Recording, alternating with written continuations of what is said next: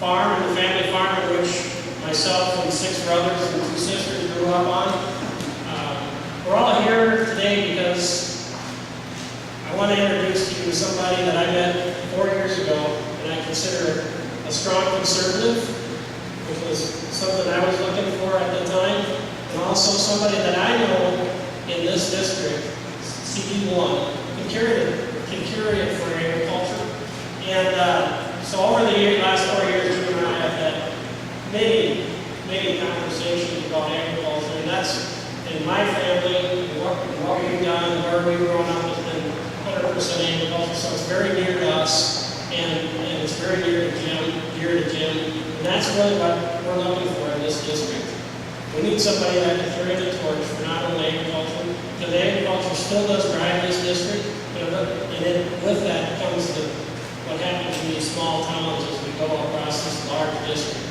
So I want to introduce you to somebody that I've grown to like as a friend, and I think he is somebody that we can look forward to being a very, very good congressman, and he will take it to Representative Walsh for the next election.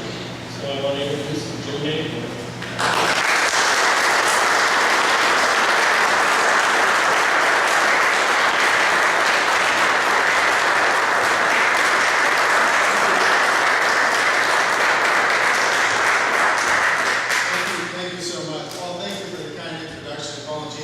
Thank you for inviting us out to your home in this wonderful facility.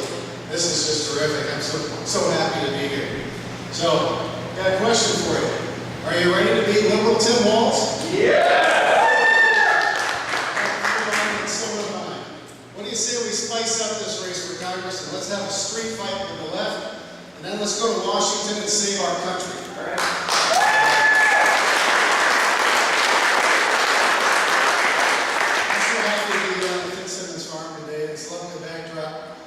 Bean fields and we have cornfields over there. It's just wonderful, great machinery. This is the heart of agriculture.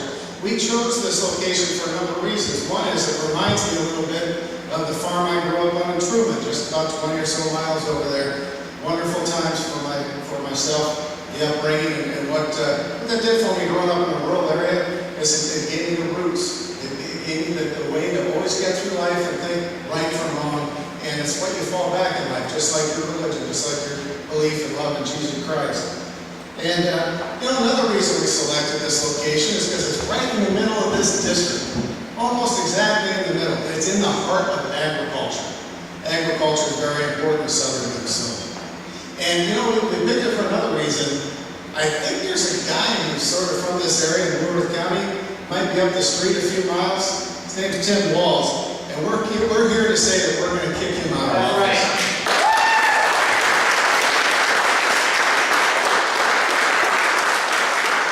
If we're going to win in 2014, we have to carry rural areas just like this. And I got to say, it's awesome to be here with such great Americans. And your presence here makes it all the more exciting for me to announce that I'm now a candidate for Congress in Minnesota's 1st District.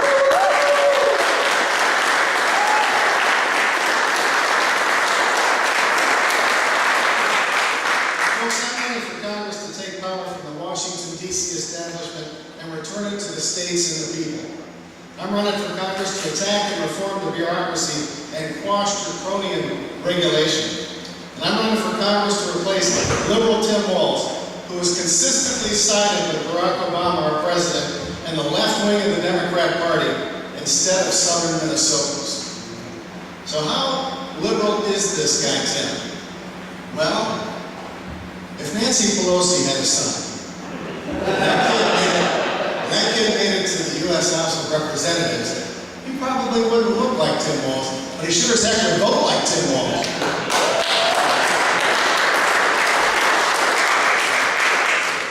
Tim Walz is the most liberal congressman in the history of southern Minnesota. He's collected all the left-wing Obama trading cards. Obamacare, cap and trade, stimulus, trillion-dollar deficits. Wow, that was a good one because they never happened until Obama showed up. Then you got the Dodd-Frank, illegal alien amnesty, and even abortion in the 7th, 8th, and 9th month of pregnancy. I don't know how he lives with himself on that one. And heck, Tim even supports President Obama's failed policy in the Middle East, which is leaving the Middle East in flames along with U.S. prestige.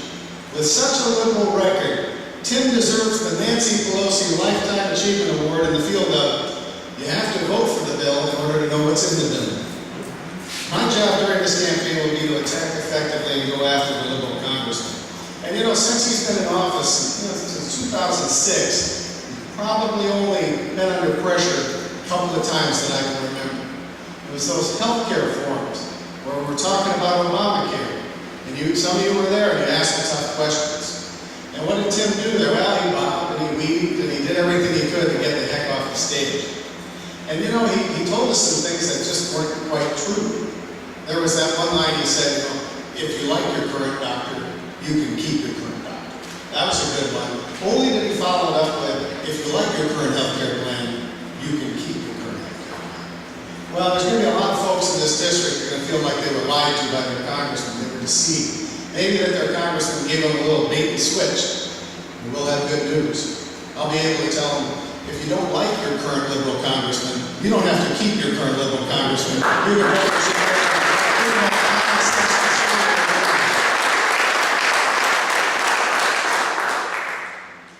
President Obama, Congressman Walz, and the rest of the liberal elite have enacted several horrible bills that are undermining our economy, our economic growth, and they're granting the federal government dominion over the daily lives of the Americans.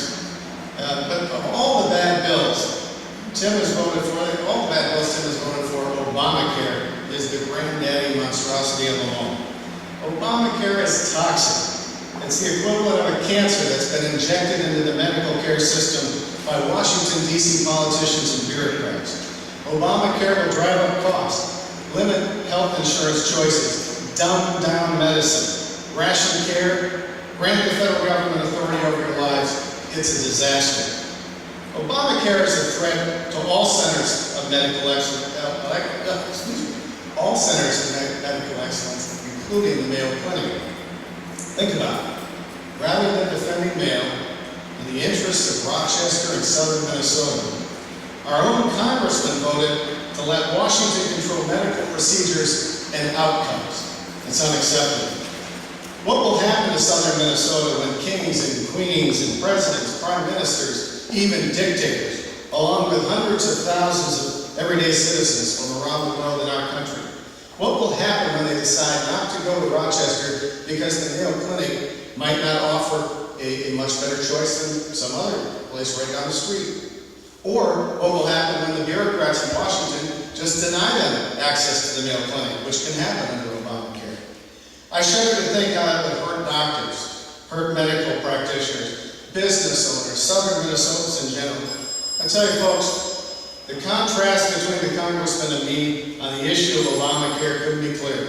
We must repeal and eradicate the cancer of Obamacare, and we must replace it with market-based reforms.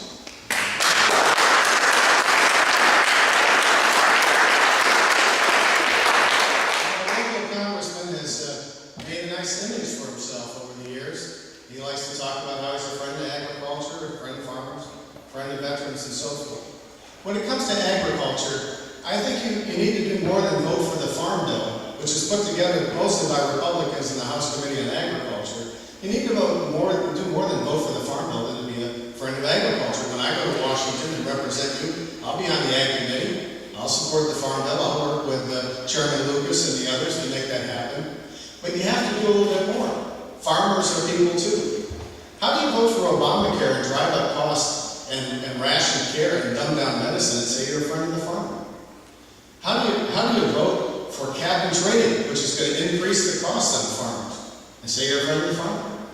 How do you sit by and watch the EPA go after agriculture and farmers day in and day out and do nothing and say you're a friend of the farmer? How do you vote for Dodd-Frank, which is restricting capital to farmers and agriculture, especially young farmers that want to get into business? How do you do that and say you're a friend of the farmer? I think the farmers are maybe going to realize in this next election as we bring this out, Tim Walz isn't such a friend of the farmer. Now when it comes to veterans, look, Tim Walz served in the National Guard. I respect it. I honor his service. I think we all do. But this election isn't about his service in the Guard. This election is about his service in the United States House of Representatives, and he's misrepresented our views. In 2006, when Congressman Walz was first elected, he ran against Gil Gutnick and said, you know, the Bush administration is screwing up. There's too much red tape. It's, you know, our veterans are having to go through too much red tape in order to get their benefits. Well, since then, Tim's been on the Veterans Committee. He has the ear of the Secretary of Veterans Affairs. He has the ear of the President on these types of issues. And what's happened? We have a backlog of something like 300,000 veterans. Our veterans are waiting 9 months, 12 months, 15 months to get their benefits. It's unacceptable that we send people to Iraq, Afghanistan, places around the world to fight on our behalf. And then we make them come here and fight the bureaucrats for another year. By any stretch of, well, by any comparison, Congressman Walz has been a failure on this issue. But think about it. What if President Bush was still in office? Tim Walz would be down on the floor of that house every day talking about what a disaster this is for the veterans, how we've let them down. But when the liberal Democrats in charge, you don't quite hear the same way, do you? Our country is in deep trouble. The federal government has become too big and powerful, and our leaders are ignoring the Constitution and their oaths of office. The American people have begun to outwardly fear their government. We have slipped into a period of what I would call soft tyranny. Luckily, there's a little window of opportunity that's opening for the Republican Party. We can begin the process to rebuild our republic. The American people are beginning to sense that the dysfunction and pain of Obama's big government isn't something they really want into their future. If we work hard to win these next 2 elections, then Republicans will have the opportunity to implement bold reforms and save our republic. When we get the chance to lead again, we can't make the mistakes we made a decade ago. Our party must demonstrate courage, and we must stand for principle. Our leaders must put country and the American people over money, power, and careers. Now, I'm up for the job. I've been tested. Kind of my whole little life has led to this moment where I think I got a little bit something to offer. But unlike the liberal congressman, who has used his power to expand the government, increase spending, and impose federal bureaucrat meddling in our lives, my record of legislative achievement nationally is one of fighting for smaller government, lower spending, and conservative solutions such as work for welfare, Second Amendment rights, broad tax reform, and tax relief. Even when I worked behind the enemy lines in the Department of the Treasury as an executive, I rejected the temptation of using my authority to pad my career, expand government, and sell out and lobby for big money. Instead, I pushed several reform-minded bills through the Congress, including one I personally advised to cut my own agency. We cut offices, we cut bureaucrat jobs, we cut spending, and we improved service to the taxpayers. I think that's what you're looking for in a leader going to Washington, D.C. Once elected to serve you in the Congress, you can trust that I will go to the nation's capital and represent your interests and defend our country. Why? Because that's my record, and that's what I'm all about.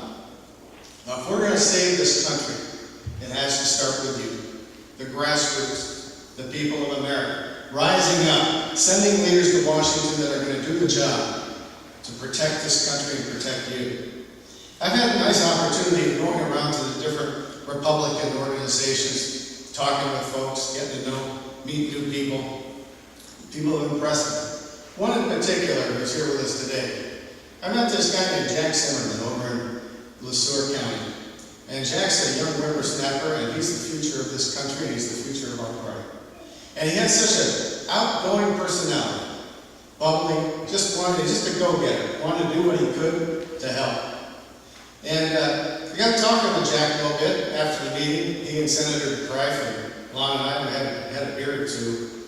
And Jack told us about how he stepped on an improvised explosive device in Afghanistan, lost his legs, lost the use of one of his arms. And he said, and it's pretty profound, he said, if it hadn't been for my faith in God, I would have died right there on the battlefield. Well, that's what we're fighting for in this election.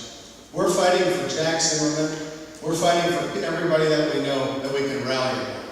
And I would just like to say, Jack, I'm honored that you're here tonight. And folks, please give Jack a hand.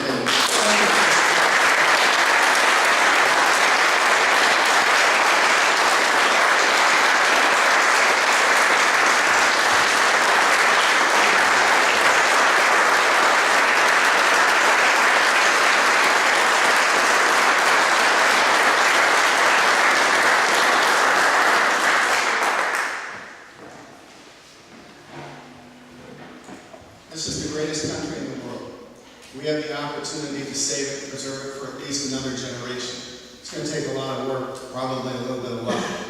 It's going to be a tough fight. But I know with you behind me, working together, we can get it done. I just want to thank all of you for being here tonight. Thank you for your support, and thank you for the love that you have for the United States of America. Thank you.